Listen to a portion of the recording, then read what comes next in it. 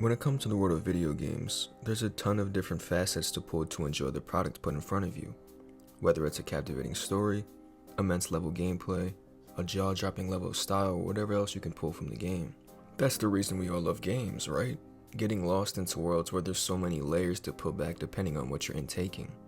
And one of my favorite layers to peel back from a game is the soundtracks themselves. I think soundtracks are absolutely vital to making a game's legacy. Now that might seem a bit outlandish considering it's just music compared to the actual game itself, but I do genuinely feel that way. In this video I want to give my take on why you, yes you, should appreciate the artistry of video game OSTs, and maybe I'll throw in some of my favorite tracks as well. So grab your popcorn, open up Apple Music or whatever streaming service you use, we don't discriminate, and enjoy.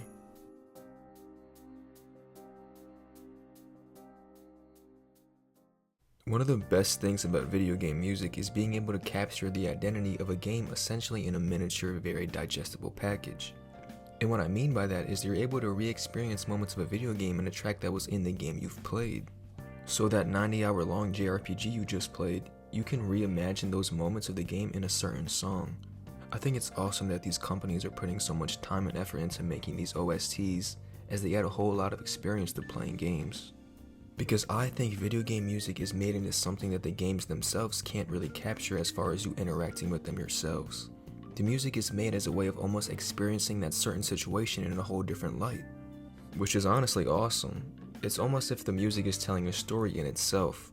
You can't really capture a certain vibe or a certain type of moment without the use of a good OST to go with it. Let's use one of my favorite games of 2024 as an example, Persona 3 Reload. The soundtrack is phenomenal in my opinion. Not only does it sound good, but it's able to recapture the essence of Persona 3 in those miniature tracks. Like when Color Your Night comes on, I'm immediately reminded of walking around Satsumi Port Island. It's the vibe being recaptured in a 3-minute song. And really think about it. Imagine walking around Polonia Mall with no music. Actually, I'll let you hear it.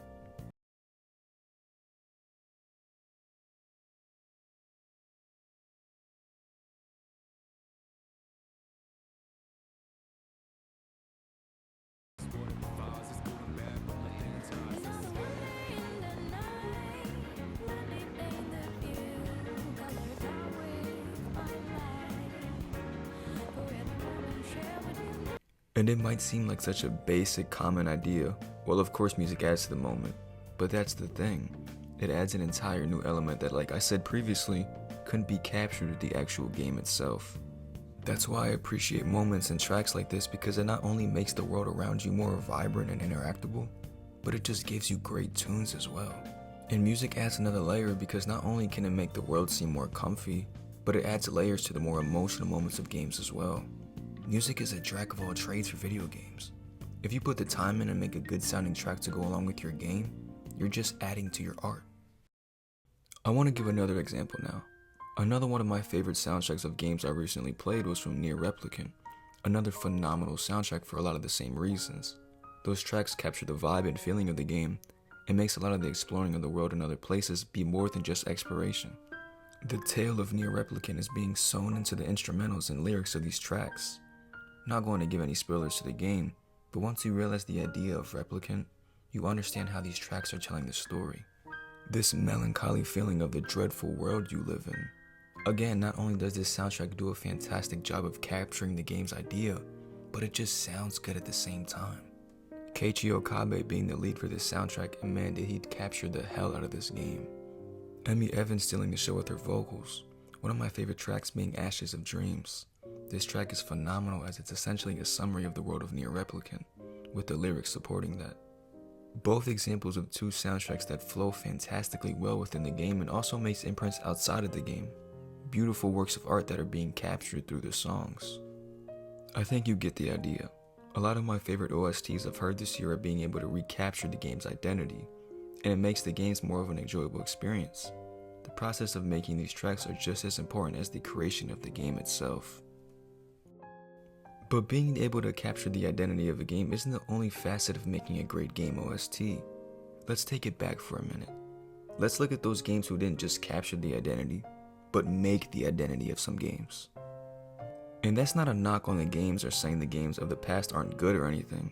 I'm just saying that the music from the game stood the test of time and is one of the most noteworthy aspects of that game.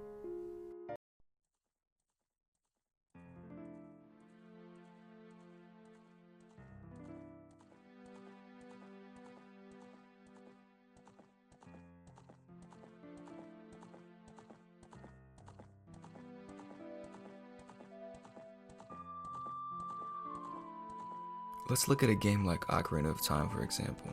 One of the most important video games of all time, and also one of the best. We all understand how this game itself shaped not only the Zelda landscape, but the gaming landscape in general. But the music is so important to what makes this game legacy stand tall. Because when you think of Ocarina of Time, I guarantee you one of the first things that comes to mind is the iconic melody. And it's funny because there's multiple melodies that might come to mind because this game is just full of them. But I'm thinking about the main theme, or even the Kokiri Forest. These songs have not only passed the test of time, but are still some of the best OSTs to this day. That should say a lot about how even just simple melody is one of the backbones to making a game's legacy. Because we all know how iconic Ocarina of Time is, but the songs are just as important. I mean, Link literally plays music as a main mechanic. That's not actually a point I wanted to make, but I just thought it was ironic. But regardless, Ocarina of Time is one of the many examples of iconic soundtracks being one of the focal points for a game's legacy. There's the original Mario jingle, which honestly might be bigger than the game itself, or the Pac-Man intro song, or the Sonic Drowning theme. Iconic, but gave me anxiety as a kid.